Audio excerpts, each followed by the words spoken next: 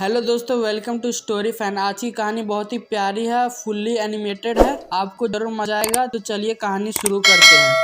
बहुत समय पहले की बात है। मोहनपुर नाम का एक गांव था, जिसमें एक मोहन नाम का एक बहुत बड़ा सेठ रहा करता था।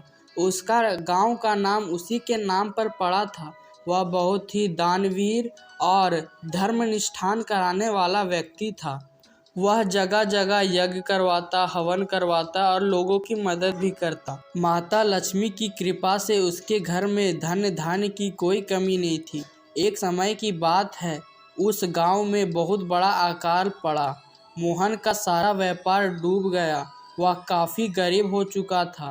तब एक दिन उसकी पत्नी ने कहा, सुनिए जी, मैंने सुना है कि पासी के गांव में एक महान महिला रहती है जो यज्ञ के नाम पर पैसा देती है। हमने तो कितने सारे यज्ञ करवाए हैं। आप एक दो यज्ञ को बेचकर कुछ पैसे ले आइए, जिससे हमारा व्यापार बड़ा हो सके। मोहन ने इस बात पर काफ़ी विचार किया। अंत में उसने सोचा कि मेरी पत्नी सही तो कहती है। मैंने काफ़ी यज्ञ करे हैं और धर्म निष्ठान करे हैं। एक दो धर्म निष्ठानों को मैं उनके पास बेच आता हूँ। मोहन ने सोचा, मैं उनका पता लगाऊंगा और कल ही उनके पास अपने धर्म यज्ञों को बेचने चला जाऊंगा। उस वक्त में अपने धर्म को खरीदा या बेचा जाता था। लोगों का मानना था कि धर्म को खरीदने या बेचने से उनके धर्म में वृद्धि या कटौती होती है। अगले दिन मोहन सवेरे उठकर अपनी पत्नी से कहा, सुनो, आज मैं उस महान महिला के पास जा रहा हूँ जिसके पास मैंने यज्ञ बेचने का फैसला किया है। तुम मेरे लिए कुछ रोटियाँ एक कपड़े में बांध कर दे दो, जिसे मैं खा लूँगा रास्ते में। उसकी पत्नी उस वक्त काफ़ी चिंतित हो गई। मोहन ने बोला, क्या हुआ? तुम्हें किस बात की चिंता है? मोहन की पत्नी ने कहा, घर में तो थोड़ा सा भी आटा नहीं बचा है, परंतु आप चिंतित ना होइए, मैं सामने से कुछ आटा मांगकर ले आती हूँ। मोहन की पत्नी तुरंत ही सामने गई और कुछ आटा मांगकर ले आई। मोहन की पत्नी ने उससे कुछ रोटियां बनाई और कपड़े में बांधकर मोहन को दे दिया। मोहन अपने यात्रा पर निकल गया। यह यात्रा सरल नहीं थी, यह पूरे 2 मील की यात्रा थी।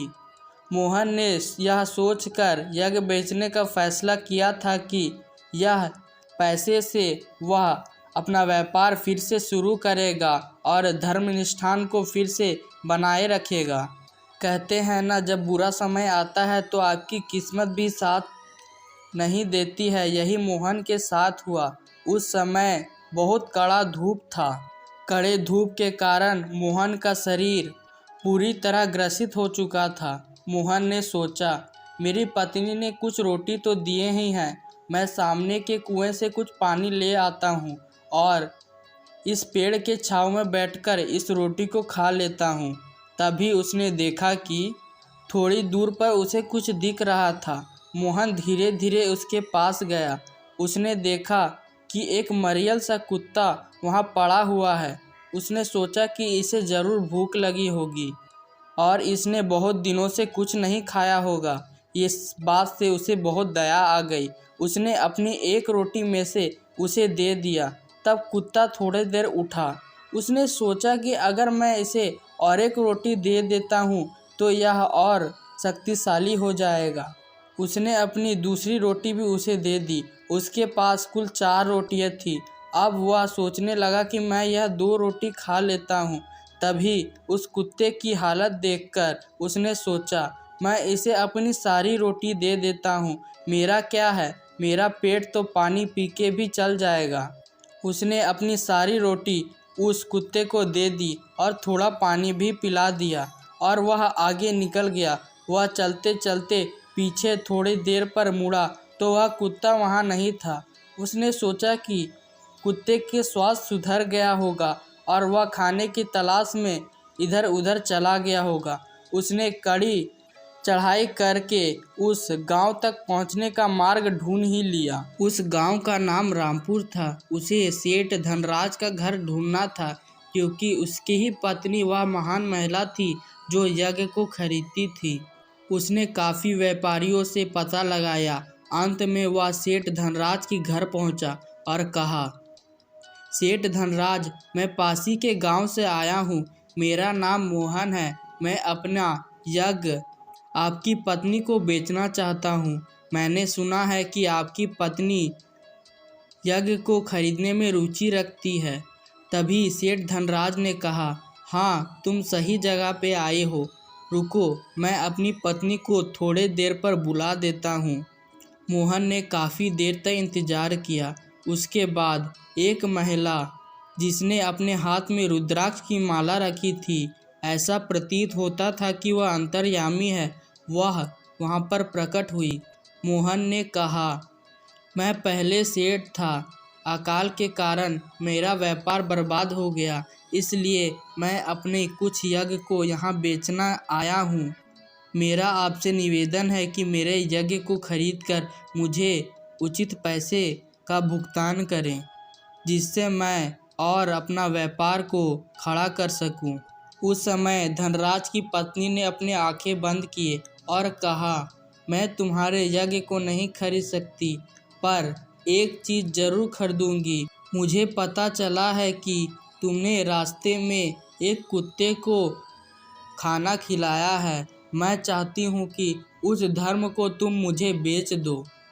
तब मोहन ने कहा, क्या कुत्ते को खाना खिलाना भी कोई धर्म है?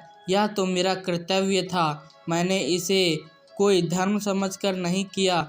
तब धनराज की पत्नी ने कहा, मैं तो इसी धर्म को खरीदना चाहती हूँ।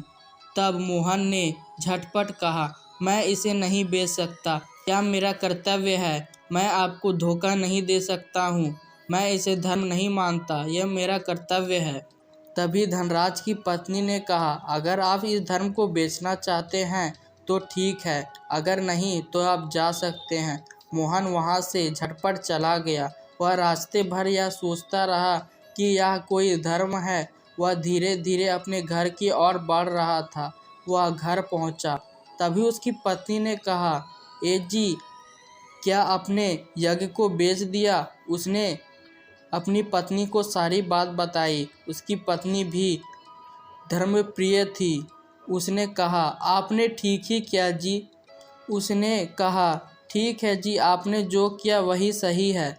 अब आपने इतनी दूर की यात्रा की है, चलिए कुछ खा पी लीजिए। तभी चलते चलते उसकी पत्नी की पैर उसके घर पे रखे एक मार्बल से टकरा गई। वह मार्बल जमीन से कुछ ऊपर आ चुका था। उसकी पत्नी ने कहा, हमारे भाग्य लगता है फूटे हैं। इस मार्बल को अभी ही निकलना था। उसने मोहन से कहा, इसे जरा लगा दीजिए। मोहन ने कहा, ठीक है, लगा देता हूँ। मोहन जैसे ही उस मार्बल को उठाया, उसके अंदर सुरंग निकला। वह चौंक गया। उस सुरंग के अंदर काफ़ी तेज रोशनी थी। उसने सोचा, यहाँ कुछ है तो नहीं। वह डर गया। उसने फैसला किया कि मैं अकेले ही अंदर जाऊंगा। जब वह धीरे धीरे कदमों से अंदर जाने लगा, उसने देखा कि यहाँ बहुत सारे स्वर्ण मुद्राएं पड़ी हैं। उसने चौंक कर अपनी पत्नी को बुलाया। उसके बाद उसकी पत्नी उस सुरंग में आई। दोनों के आंखें फटी की फटी रह गई। दोनों ने कहा, अब समझ में आया कि धनराज की पत्नी ने मुझे उस धर्म को बेचने के लिए क्यों कहा था। यह हमारे धर्म का ही नतीजा है कि भगवान ने हमें एक और अवसर दिया है। दोनों ने यही कहकर भगवान को प्रणाम किया। दोस्तों, इसी तरह यह कहानी समाप्त होती है। आपको अगर यह एनिमेटेड वीडियो पसंद आई हो तो इस चैनल को जरूर सब्सक्राइब कर लीजिए और धर्म में विश्वास रखिए। अगर आप पे विपत्ति भी आई तो धर्म आपकी रक्षा जरूर करेगा। पूरा कहानी देखने के लिए धन्यवाद।